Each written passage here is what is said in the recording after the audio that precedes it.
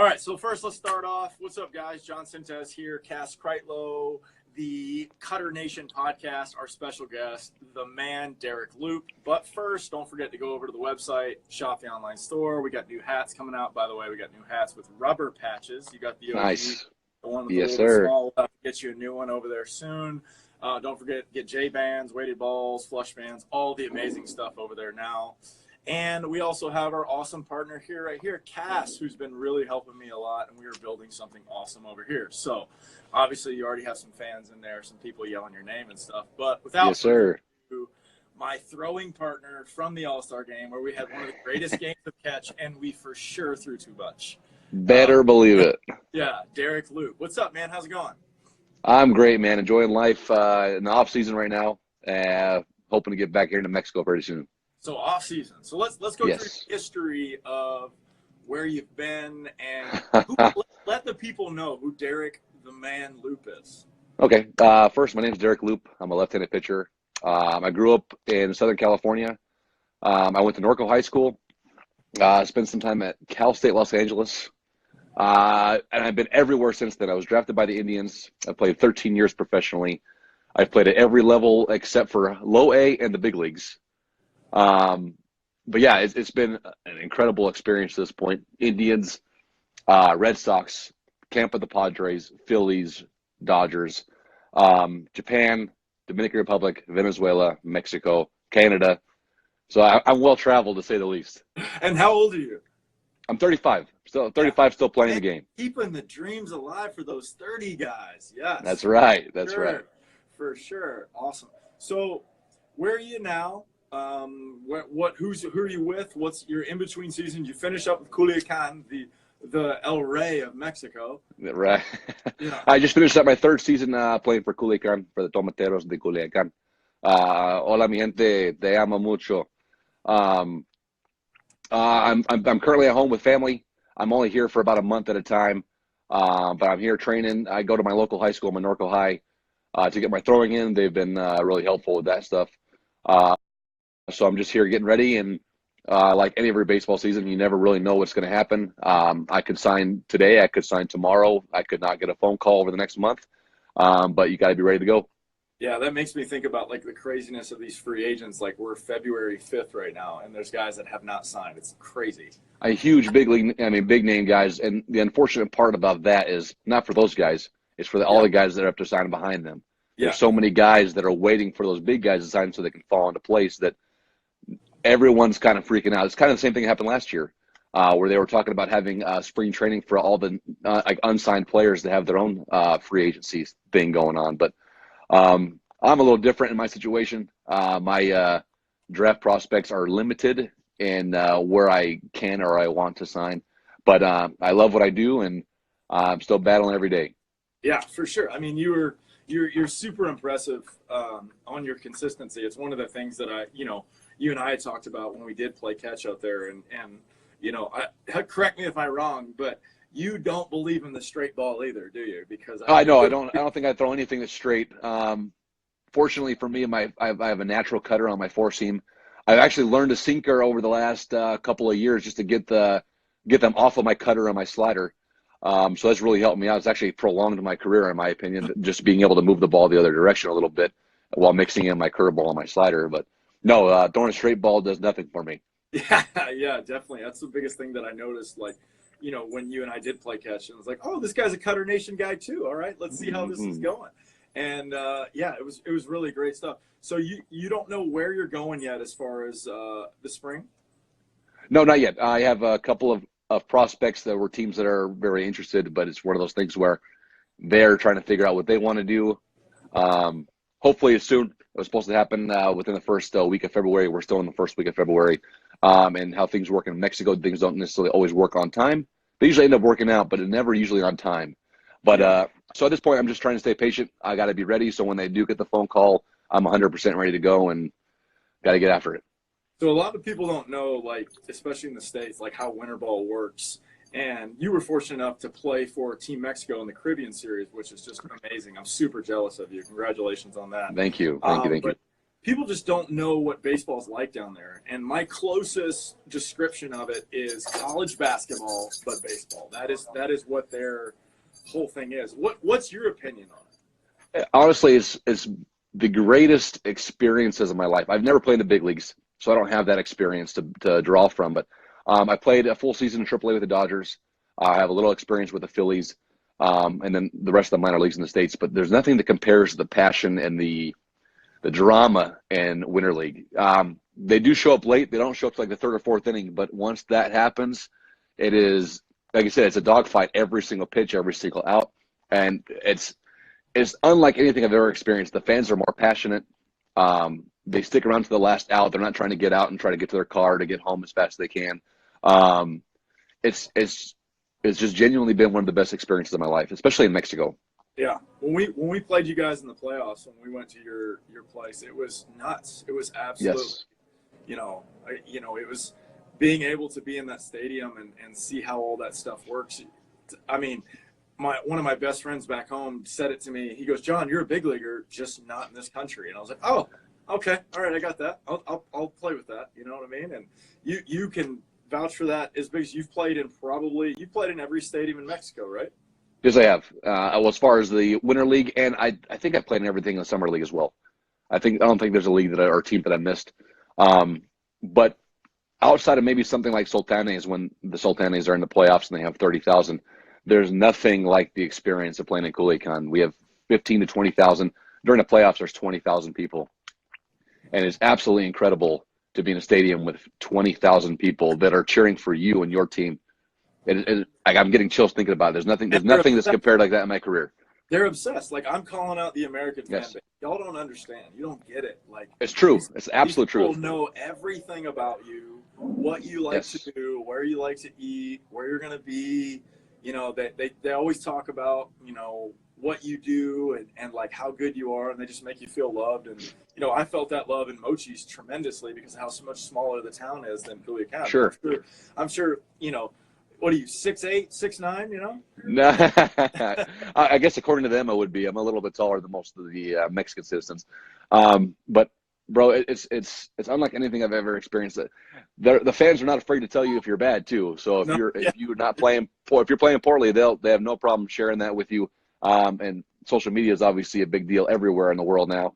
So they have no problem sharing good and bad situations with you. I've gotten good and bad messages. Fortunately for me, they're more good than bad. But they come from every direction. So For sure. I got you got to be Gringo Suck chance when I was. that was definitely English. There was definitely a Gringo Sucks chant in English. I was not expecting that, No, and I mean, like I said, it's something new every single day. You think that you've kind of experienced it. I've been there for 3 years now, and just something new pops up all the time. Like, man, I've never seen this before. Yes, it's awesome. So you being 35, Mm-hmm. You're still playing, you're still training. Is there anything you can contribute, like that, being able to stay as effective as you are, besides like being a knowledgeable and phenomenal executing, pitcher? What do you feel like keeps you going to be 35 and just keep grinding away? First of all, you have to have the passion to play. If you don't have that passion, I have a saying that I love. It's if you don't love this game, you'll hate it. And once you become a professional, it's an everyday thing. It's an everyday grind. You don't get days off like a typical 9-to-5 job where you have a weekend off and that kind of thing. So you have to love to play. If you don't have that passion, the long hours in the gym, the long travel days are not worth it. But I love what I do. I would say it's got to be confidence. You got to learn what you're able to do and what you're not able to do. And once you know what your limitations are, you can build on what you're good at. And I feel like I've done that to my point. I don't have an electric fastball. I've never, in the past, I've topped out at maybe 94. Now I'm right around 88 to 90, and that's not going to blow anybody's doors off. But I know that personally. I know what I'm able to do and how I get my outs. And I've built a lot of confidence in myself. So you have to have that confidence in yourself to know what you're able to do. And you can't be intimidated by the guys that, well, this guy hits a good breaking ball, or if you don't throw this guy a fastball, you're not going to get him out. So knowing what you're able to do and building the confidence in yourself and knowing your limitations and going out there and busting your butt every day, knowing that every day could be your last as a baseball player, especially as a pitcher, especially as an import in a foreign country where there's only 6 spots for you. I've been twice released now from teams that have signed a hitter in my space.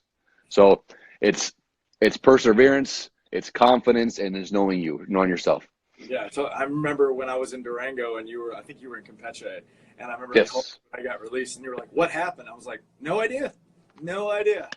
Had a ridiculously good outing, you know how Monterey is. Go Yes. 8 innings back-to-back weeks against Monterey, 1 run in 16 innings, and then I get released, and I'm like, "What are we doing?"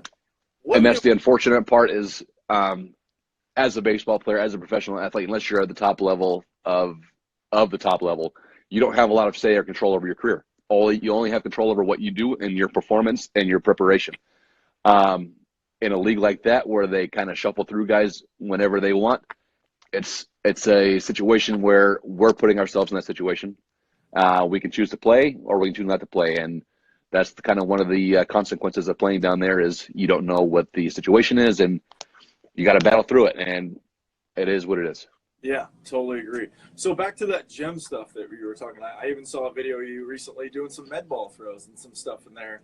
Yes. You've always been a large human, at least for what I've seen from there, So Fair. Are there any techniques or things that you'd like to share with everybody, you being, older than me, that you really feel like, or any benchmarks or anything that you feel like you need to be at in the off season in order to be ready for your season?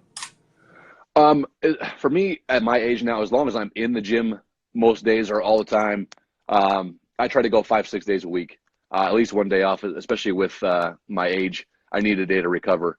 I like to do a lot of explosive movements, a lot of baseball-centric stuff. One of my favorite things to do that is non-baseball related is bench press. Bench press for me is something that gives me my confidence and gives me that motivation to get to the gym all the time.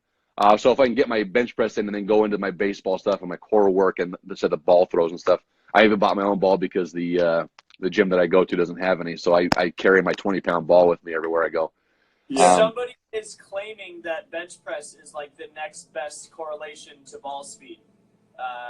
John, should I? Yeah, go ahead, jump in. Well, by all means.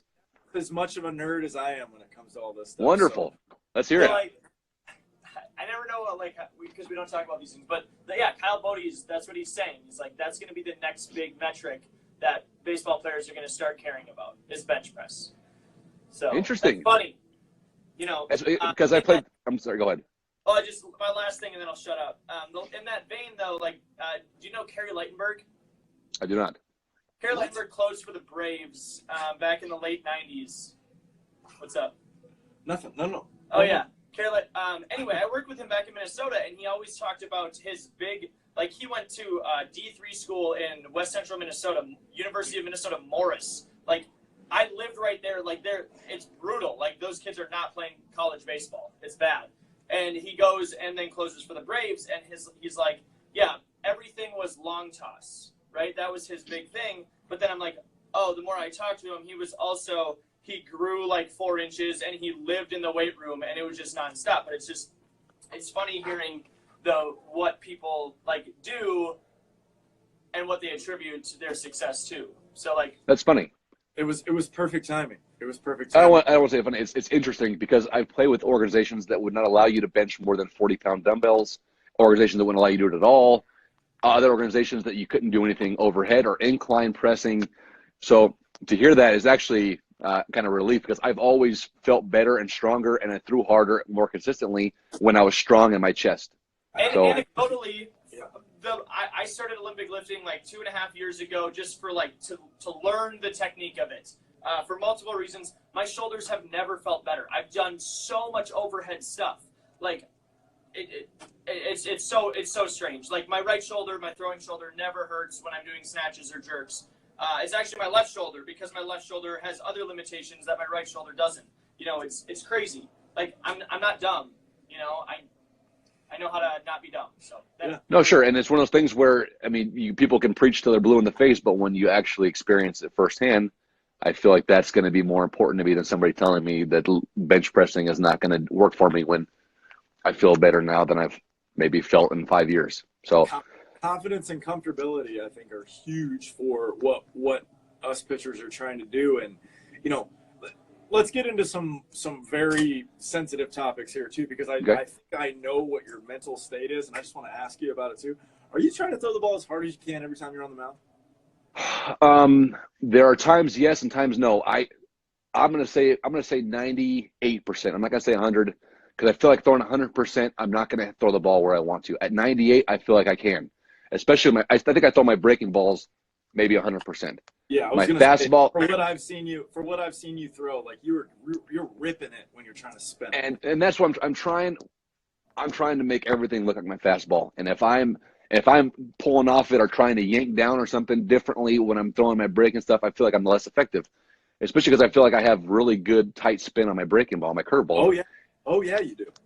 So when I'm throwing that, my best is when I'm really getting on it, when I'm really staying back and really staying through it and really ripping on it. And I'm not trying to throw my curveball to a specific spot most of the time. I'm trying to get a guy to swing and miss because I got 2 strikes on him. So if I'm trying to baby one in there, I'm not going to be effective anyway. So when I'm really ripping on it 100%, that's when I feel my best. So you throw your breaking balls mentally more aggressively than you do your fastball. 1,000%, yes, absolutely. I am more aggressive with that. I don't try to baby it in there. The second you start babying it in there is when guys start seeing that spin because it pops out lazy, or it's not going to move as much, or it's going to move earlier, and guys have a chance to see the break. So I've been talking with parents lately about like phrases and things that coaches are talking about, and you hear, John Smoltz, Oral Hershiser, they say these phrases like "get me over breaking balls," and I keep pointing to the best in the show, and I go, I never saw Kershaw throw a "get me over breaking ball." Like every one of the ones he threw was his best curve, first inning to last inning. It was the best version of it, and it sounds like that's kind of what you're going for too. 100%. Guys like Clayton Kershaw can throw as hard as his curveball as hard as he can and locate it in the strike zone, the bottom of the strike zone. For me, I don't have that ability to throw my curve, not as well as he does, especially. But I can't throw my curveball mentally for a strike as a get me over. I gotta say a get me over.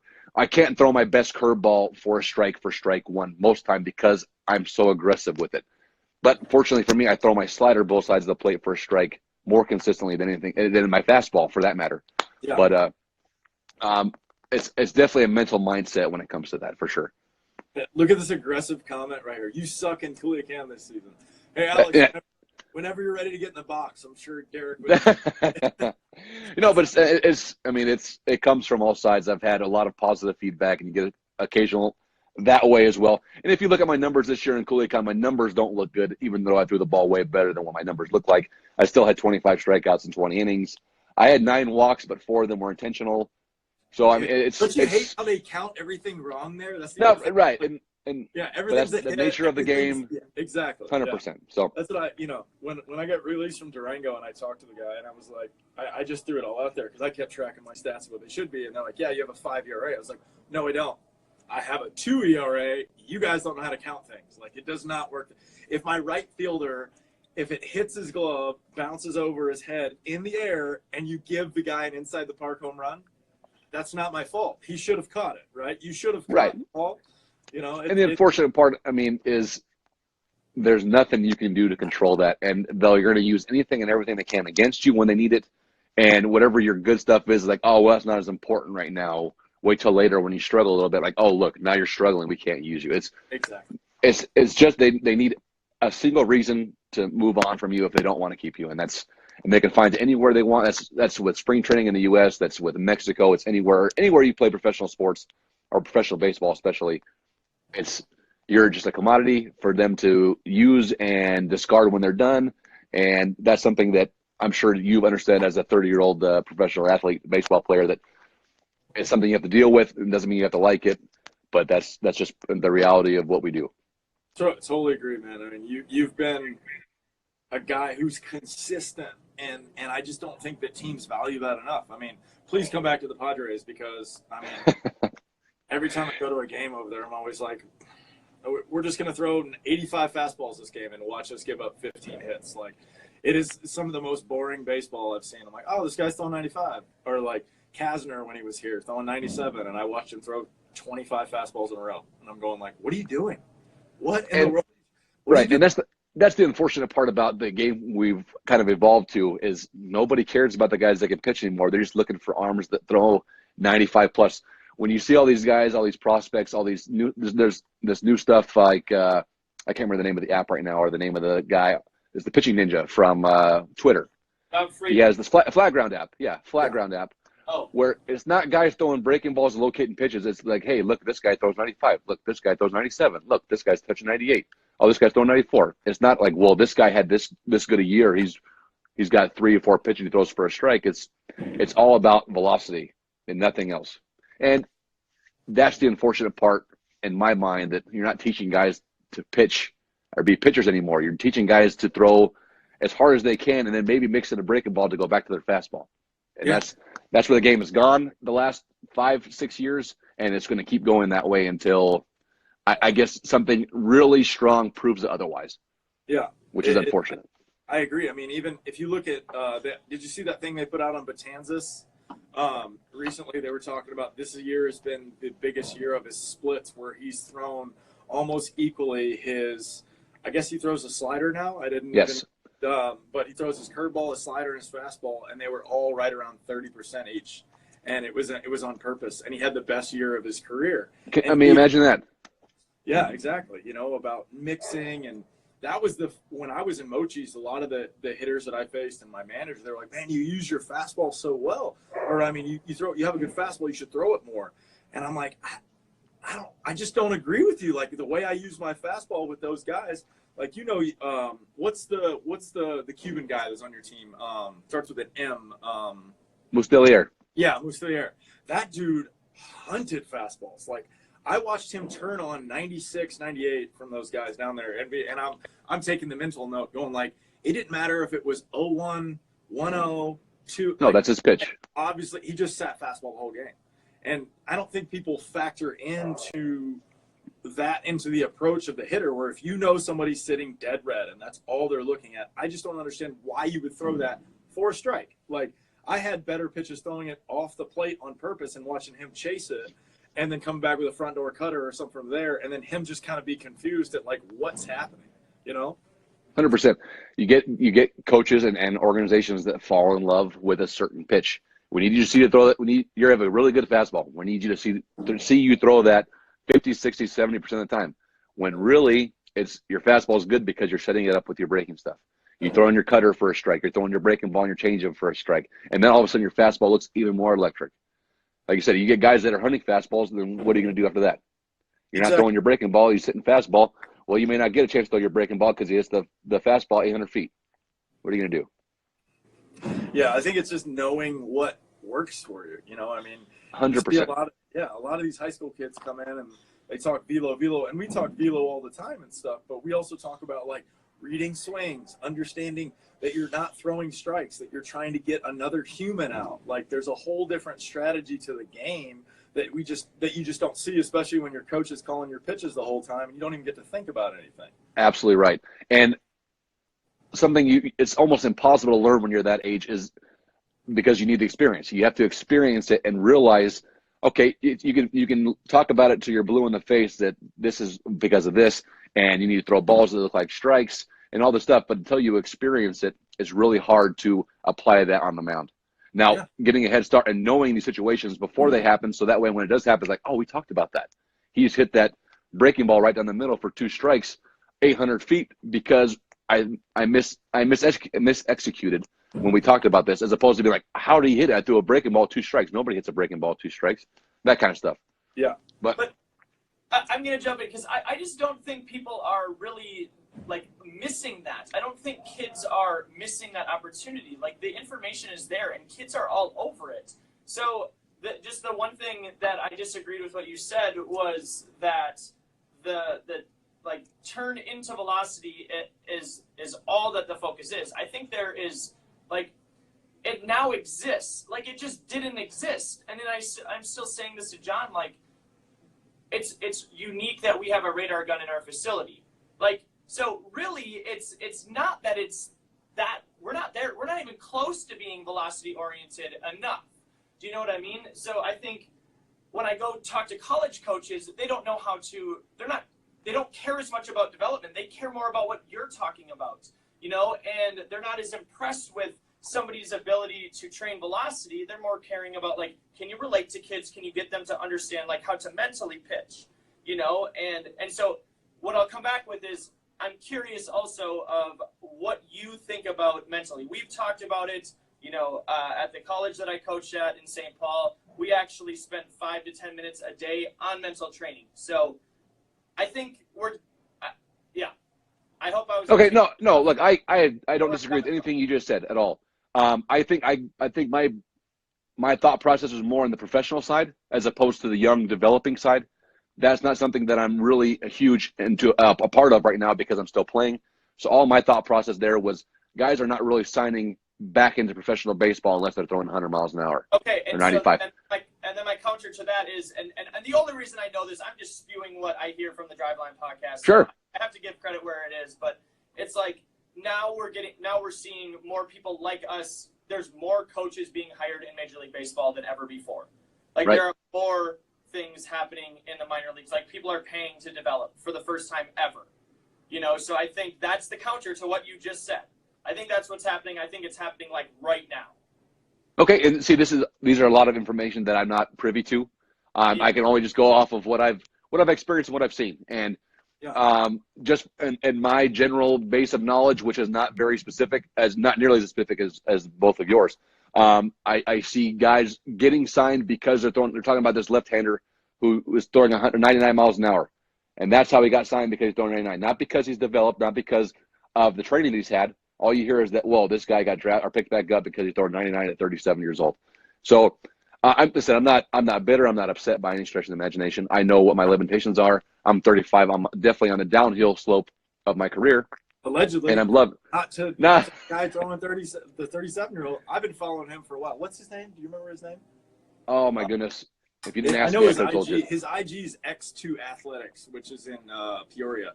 Okay. Definitely go follow him if you don't, because everybody at his facility is like 95 plus, but he's definitely doing something right. But when you look at him, like, so the article that you read was bait, because I've been following the guy for 4 or 5 years, and he's 97 cutter slider or 97 cutter slurve change. Like, the dude is legit. Okay. And so that part gets picked up on it, and so you and I see that, but we also can go on experience, like the guy that replaced me in Durango, lefty, big league guy, 96, right? When I look at the numbers 2 weeks later, he's got a 14 ERA in Durango, and you know how that goes. Like, the ball flies. Which is standard, yeah. Exactly. You know, like, I had a 5, and I felt like I was doing well compared to the rest of the team there, you know? And so, for sure. yeah. People didn't understand. I gave up 3 broken bat home runs, and the field was 340 down the lines and 420 in the center, you know? And literally, if you hit the ball in the air, it's a homer, and the ball on the ground, because the field is so stiff, so tough, that it was a base hit. So you're hitting the ball on the ground, it's a hit, and the ball in the air is a homer. It's tough to play there. Durango's tough. Yeah. Every place down there, like, people don't understand, like, when you're in the north or the south of division, you almost have to have like a completely different strategy at each field that you're at so you can survive. Legitimately, your pitches do different things. In Mexico City, you're literally at 7,000 feet. Think about that. Coors Field's a mile high, lower 5,000. We're at 7,000 feet in Mexico City. So, I mean, think about the difference of what the ball is doing or not doing, and the way the ball flies in the air. You have to do things differently. You can't pitch the same way in every place. And it's a definitely test of mental toughness too, because if you make a good pitch and that guy just barely touches it and it leaves, I mean, it's a homer regardless in the book. It looks like he hit 800 feet, but really you made a good pitch that he just touched it. So if you can come back from that, if it's Hafed Amador or, you know, correct, or cast hitting, like, you touch the ball, it goes 500 feet. Like, so I mean, for everybody who doesn't know who Hafed Amador is, look him up. He's a giant. He's sick. What is he? 6'9", 6'7", or something like that. Something like that. About 300 pounds. He's actually currently playing in the Caribbean World Series for Team Mexico in Panama right now. Yeah. So like, the Caribbean Series, he's a monster. Yeah, and he averaged like 20 home runs a year in Japan right now. Yeah, he's killing it in Japan. Like, every ball he hits out there that leaves the yard, it looks like it's gonna kill somebody in the outfield. Like, the guy's impressive for how big he is. You know. So, it really is. Cool. All right. Well, do you have any questions for us? The spam call. Oh, Sorry about that. I asked you, do you have any questions for us? Oh man, let's see. How long have you been in your facility? How long have you been doing this, John? So I've been training pitchers for about 10 years, but often I've been different locations. I was in Florida, was home for me for a little while. Right. And then, when I started playing in Mexico, when you and I met, I was back and forth in San Diego because I have friends here. Then ended up moving here, and I'm now at a place called Pivotal Sports Performance. Couldn't be happier. And we've only been at this spot for about 4 months, and everything's just going great, man. It's really going well. The gym in here, we have a bunch of minor league guys that train. The guy who owns the gym is probably one of the better speed and strength coaches in San Diego. And everybody that's here, it's like an athlete's gym. It's not a 24-hour LA Fitness, where people kind of clog things up. People get in, they get out, they get their work. There were minor league guys in there training, speed training in there earlier when we just got here. And so it's just been very fun to see, being able to help these kids learn how to be a pitcher and develop their velocity. I really think, and I'm going to say some stuff, and I want to know your opinion on it. Sure. I personally think anybody can throw 90 miles an hour. It's not if, it's when. And you have to be honest with strength levels, numbers, and tracking of what you're doing. What do you think about that? 90, I think 90 is very attainable for, I would say, a vast, vast, vast majority of athletes trying to throw hard. 100, completely different. 95, completely different. But 90, I think just about anybody with the right technique and the right form and the right work ethic over time, not necessarily 17 years old, it could be 27. I was throwing 81 to 83 my senior year of high school. I was 18. I was graduated 18 and a half. I was literally 81 to 83, topping out at 85. And without any coaching or ability, I just happened to grow and figure out something mechanically. My mechanics were terrible until I was probably 25 or 26 years old, truthfully. But once I started figuring that out, I saw my velocity go up. But I do think that it's possible for anybody, and I'll say anybody, most people to throw 90 at some point in their lives, whether it's 16 or 26 or 30. Yes, I agree with that. Okay, cool. Right on. Yeah, that's the journey, the dedication to try to get to that, is why we have a velocity leaderboard. It's why we radar gun every baseball throw that we do. We're constantly looking at upgrades and things that we try to help people get information, with the radar gun. How you and I were brought up was probably more like, let's see how hard you can throw it, and let's just see how good you are. Obviously, that's it. Those two equated. It was how good you were as how hard you threw. There was no in between. It was If you threw hard, then you were good. If you didn't throw hard, you weren't any good. You got a good breaking ball, yeah, but you didn't throw hard. Yeah, that's 100%. That's how we grew up. Now, that's how I see a lot of scouting stuff happen the same way with that. Certainly. Yeah, absolutely right. And that's how I said. That's how we grew up. I was raised my whole high school, college, professional. If you didn't throw hard, you probably weren't gonna get that next chance. It wasn't about spin rates on your breaking ball and your slider and what your fastball was doing. It was velocity. Yeah. So now don't go ahead, Cass. Earlier when you were talking about it, you talked about like knowing your limitations. So I'm curious, how is that different as a 35-year-old compared to if I'm 20 years old? How do I know my limitations, and how do I still get better?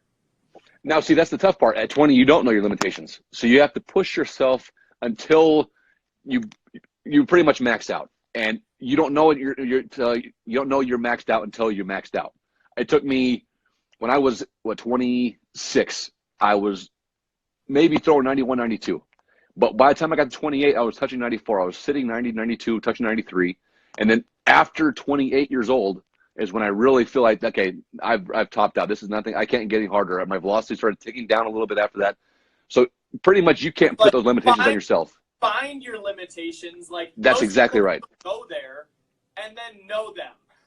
Don't think what your limitation. Okay, I must be limited at this velocity or this type of. I can only be a reliever because I can't throw this many innings or blah blah blah. You have to push your limits until you find your limit. Because if you don't push your limits, if you put an artificial limit on yourself, you're never going to get there, ever. That kind of sounds like one thing that we talk about all the time is don't let somebody else tell you what your speed should be. Period. We don't even try to preach that here. That's why we do use the radar gun, because we want guys to be like, when you think you're throwing hard, this is the number, right? And so yes. One of the places that I was 94, 96 in Oaxaca, which is still a hard place to throw, but the mound is really nice. I pitched there last year. for a one week. of the things I really liked about one of the things I really liked about throwing there was the gun was visible, and everybody was giving me crap about peeking at the gun, but to me it was more verifying what I felt. Absolutely. I feel it's coming off my hand good. This guy's super late. What's it at? What is this feeling right now? You know, and that awareness for what he's talking about is huge to me, because, you know, if it does feel good, but then you turn back and it's 85, you're like, okay, well, maybe that's not it. You know, if you 100%. know what range you should be in, you know? Absolutely right. And I said I do that same thing where I'll throw a fast one. That one felt good. Okay, I'm at 90. That's about what I felt like.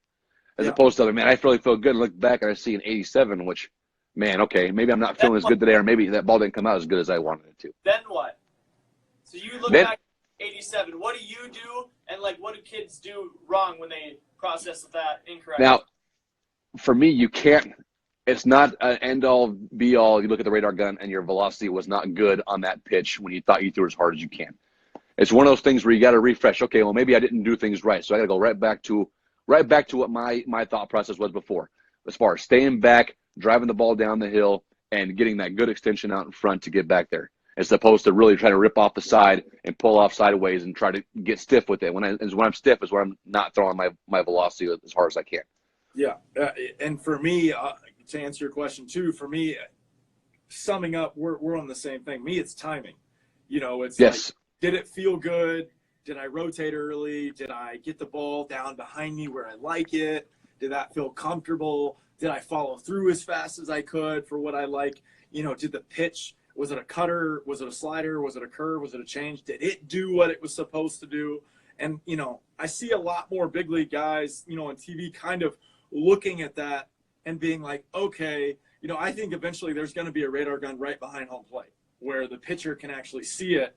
Just like in tennis where, you know, Andy Roddick's ripping off 180-mile-an-hour serves. It's right in front of his face. Absolutely right. That's right in front of him, you know. And I always felt like that was a good thing for guys to be able to be like, okay, like that felt good. But for some reason in the coaching world, whatever's going on, they don't want you to know, you know. And but if you're in their thought process too, because you get guys so caught up with their velocity that they're just throwing for that velocity. They're not trying to make their pitch and then see what the velocity is. They're like, I'm going to try to just rip this thing as hard as I can so I can turn around and see how hard it was. But it's now, if you're in the, that's the thing is, if you'd always thrown in front of a radar gun, then there's not the wow factor.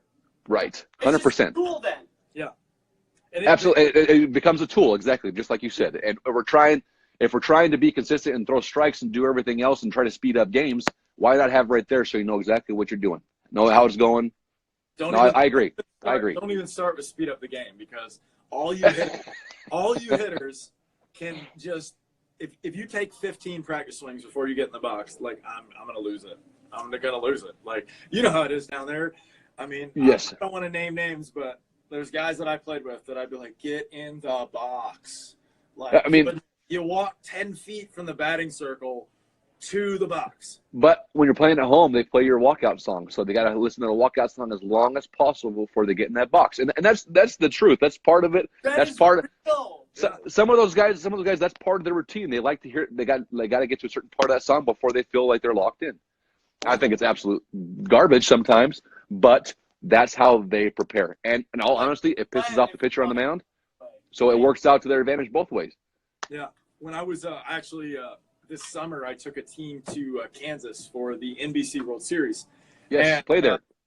Yeah, that was the third time I pitched in it, by the way.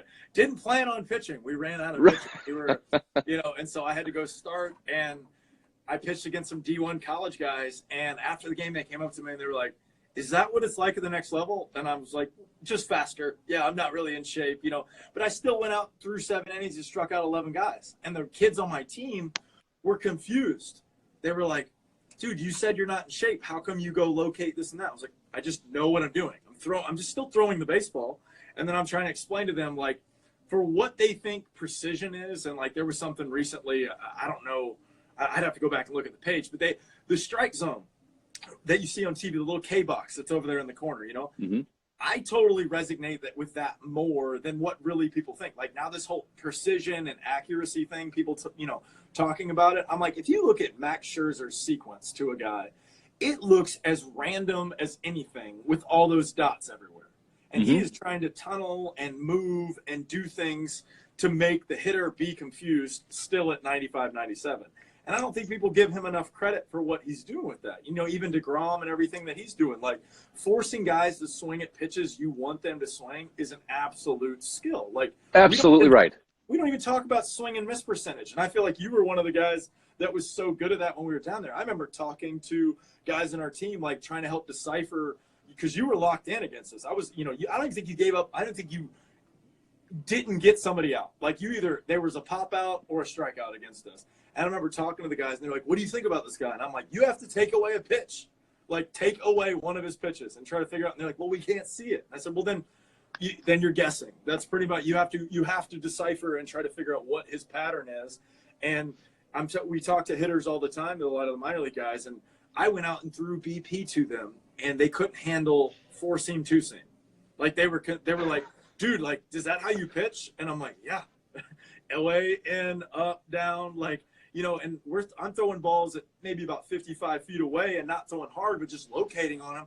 And they're acting like I'm throwing 100, and they got to factor things. I'm like, guys, I haven't even spun it yet or throw a cutter. Like, this is just easy stuff. This is just right. This is literally sequences that we practice.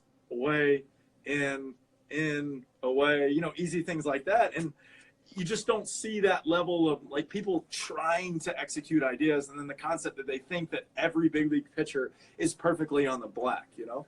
No, like I said, they don't give credit to guys like Scherzer and stuff because their stuff is so nasty in the first place. They think, oh, they just beating them with pure stuff. No, this guy is, like I said, the tunneling thing is huge with a lot of these guys. Like that's why I like Rob Friedman, the pitching ninja guy, because he has those overlapping videos where he shows the ball and where the ball starts moving differently, where the fastball does this and his breaking ball does this. So they have until that point to decide if it's going to be a fastball or breaking ball. And when you got Scherzer who's throwing 96, 97 with an incredible arm side movement with a nasty slider and curveball this side, what are you going to do? Yeah. It's impossible.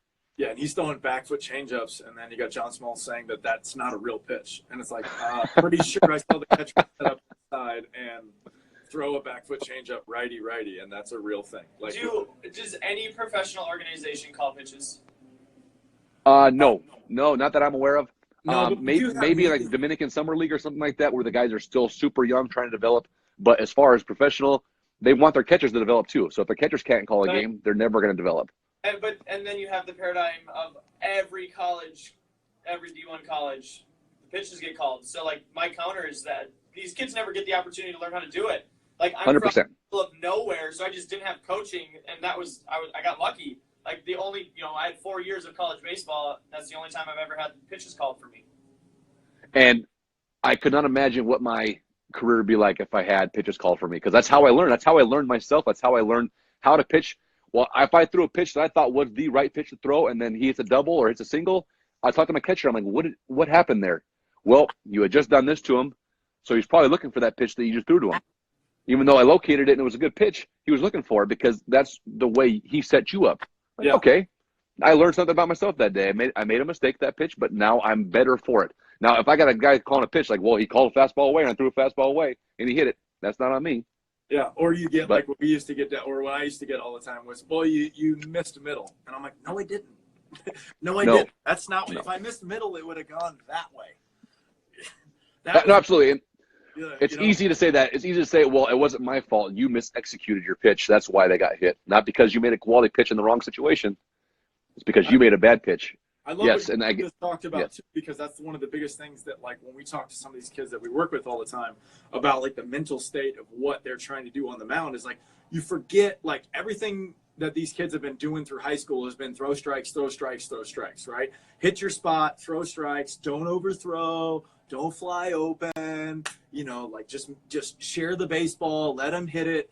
But when you really see what's going on, you're forgetting the one thing. Now you're pitching for your coach, not trying to strike out another human. Like, there's another dude that has tells like poker that you can figure out what they're doing. Absolutely right. Now, the only thing I have about that is when you are in, at least when I came up, maybe not with the kids you're working with because they're that much more advanced right now, is if you're being told to throw strikes and do that kind of thing, is because they're having a tough time getting the ball over the plate in the first place, much less trying to hit corners and throwing balls that like strikes and try to strike guys out. A lot of guys struggle just to get the ball over the plate. So if you start them by getting consistently in the zone, then you can start breaking it down to in or out or up, down, that kind of stuff. So I see where you're coming from there, but that's growing up. I didn't have guys that threw a lot of strikes. So it was just sit down the middle, throw a strike, let your guys play with you. Don't try to strike a guy out by throwing a ball in the corner when you can't throw it there. But that kind of stuff. Talking about intent, though. So Yeah. if you're trying to throw strikes as hard as you possibly can, like, I think that's the right way to practice throwing strikes. No, I agree 100% there. So, and that's what we run into. We've gotten a ton of dudes who throw strikes. And the dad's like, yeah, he just doesn't, he throws strikes. And I'm like, cool, that means he throws slow. Like, that's what it means. It means that your son's guiding the baseball, serving it up on a silver platter, and I'm pretty sure his stats are probably not that good. And to me, kids that throw hard that don't have command just don't practice throwing hard often enough. Like, it's really that simple. I like that philosophy a lot. No, really. We have a dot on our target that's the size of a baseball on purpose. And so we want our guys, how hard can you throw it to the dot at whatever pitch you're throwing? And so, like, focus for kids is a practice skill you just don't see. Like, you see kids that sit in front of you, and as soon as you start talking to them, they flip the ball up, they're on their phone, mess with their hat, moving around. And so we have to, like, train from the beginning the mental state of, like, the longer that you're staring at that little dot, the more chances that you are going to have to be able to throw it right there. Well, I like it. No, that's fantastic. These are obviously philosophies that I'm not aware of that you're teaching these younger guys, which is fantastic, because this is all stuff that I wish I had when I was younger, as far as having a basic mental approach to pitching in general, and not just going out there on the mound and say, well, let's see what you can do. Yeah. So that's great that you got so many of these kids coming in there and learning early. That's going to give them the best opportunity to have success, hopefully after college and into professional baseball. Yeah. So I'm listening to some things. I'm not gonna say who because it doesn't matter. But the idea of, like, we also kind of need some sort of struggle. So, like, a lot of the things that I have success in is because, like, my simple story is I was the 12th pitcher on my team my freshman year. I only pitched 6 2/3 innings. My junior and senior year, I'm the ace on the staff, and, like, do have good success. You know what I mean? So I always for sure. So, like, if we're providing, like, what is it if you always have good situations? So if you're a family that can afford good training, like, what is going to be your struggle and why? You know what I mean? You know where I'm coming from? For sure.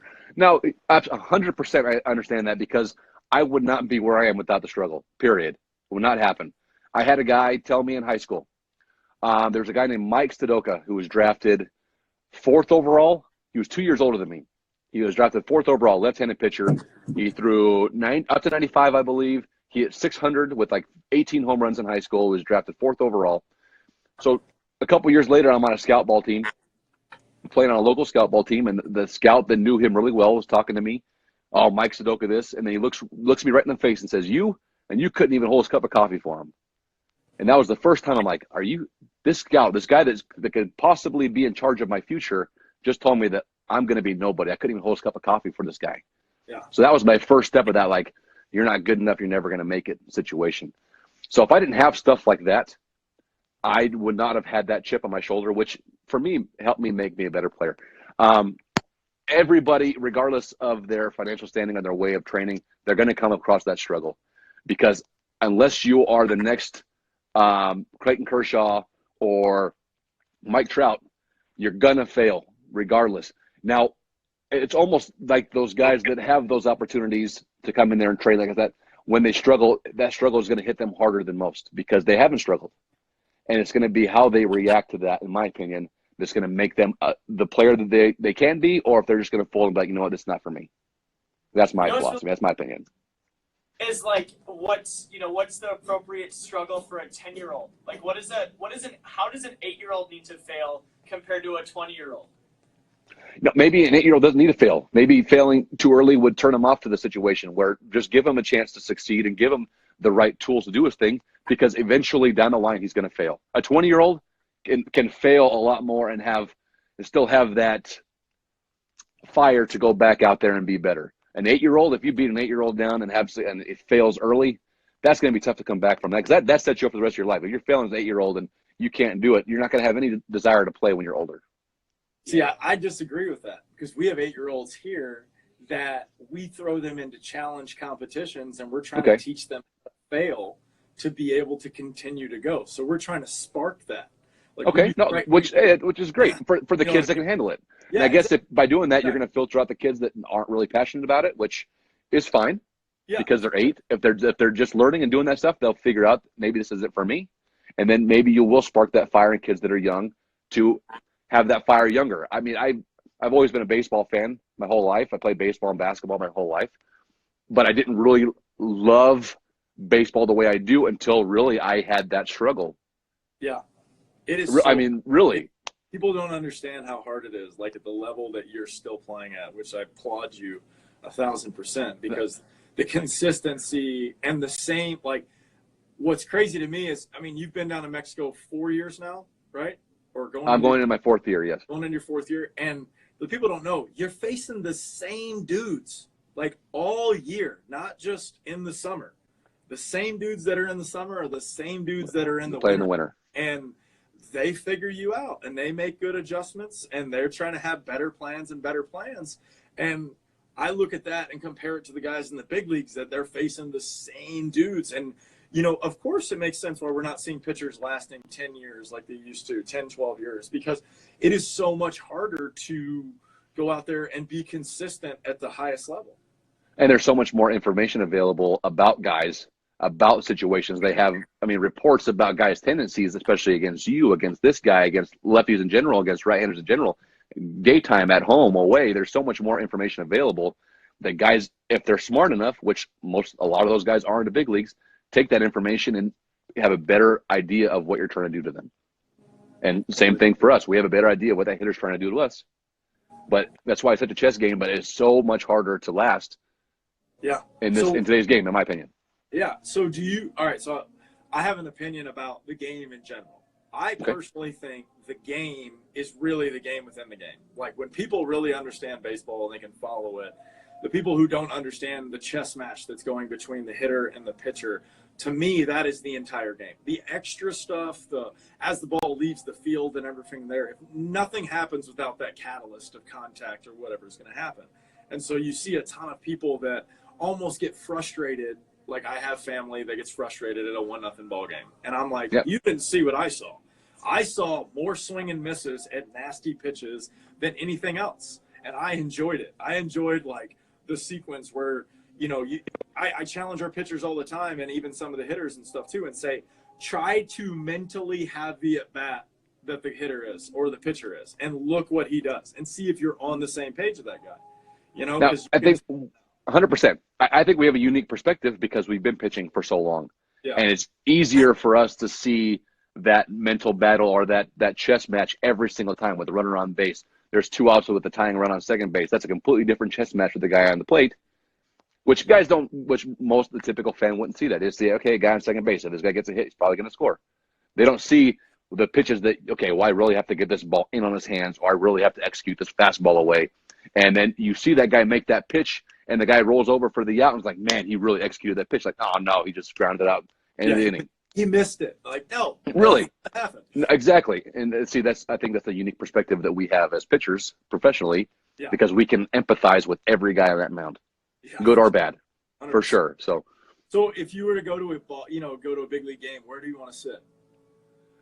That's a good question. I don't know if I like sitting behind home plate. I can't really see where the pitcher's at. I'm a center field guy. Are you really center field? I want to sit in center, and I want to see all of this stuff right there. I'm behind home plate for sure. I mean, either one. All right. But I can't stand the people like really enjoy games behind the dugout. I'm like, you can't see anything. I can also get really good video from the corners, too. That's true. I mean, it depends on what you're there for. Yeah. No, right. And if you got a good pitching matchup on the mound, I think being right off the side of home plate, like for me, I love watching that breaking ball come in from the guy that has a good breaking ball. Yeah. So if you're just slightly off center, like say you see some of the video, like I saw the video of Roger Clemens throwing that slider in his alumni game. Yeah. So if you can get that angle and see what that guy's doing or those guys are doing, that for me is the most impressive for me to see how late that ball is moving. 95, how it sneaks up on the guy and he has a little extra life at the end, and then all of a sudden the guy throws that nasty hook to the outside. That's beautiful to me. Yeah, I would take That's number one or number two. It just depends on what, how much the seats are. I'm not paying $1,000 to go. and see, obviously you got to take that into consideration as well. 88-mile-an-hour sinkers up there, nothing against that. I'll go sit in the nosebleeds. No, hey, look. Did he play for the Padres? Yeah. This last summer? Yeah, he did. That's right. Yeah. I went to a game and they were playing the Rockies, and the Rockies were still making a run at it. And I watched him throw first pitch fastballs for 5 innings in a row and give up 9 runs. I'm like, what are you doing? He kind of got hot at the end of last year. Yeah, against the Reds and the Marlins, against teams that were just like, yeah, we don't care anymore. So I would say calling everybody up. Too much more of your time. I'm excited for your season coming up, and thank you. Keep doing what you're doing. If you have any questions for us or anything in the future, or want to send over some video or talk about anything, awesome. Feel free to send it over. I'd love to help you if there's anything I can help you with. I appreciate it. I appreciate you guys having me on.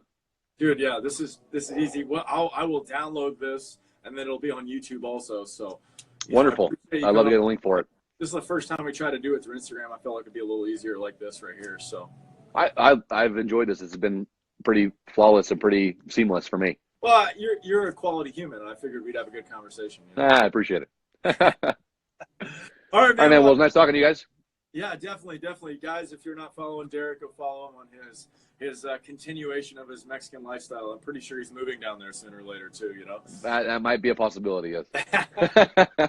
Definitely. Hey, congratulations, by the way. I saw on New Year's, you got engaged, man. That's great. I did. Thank you very much. I appreciate it. Sound like you got a winner there.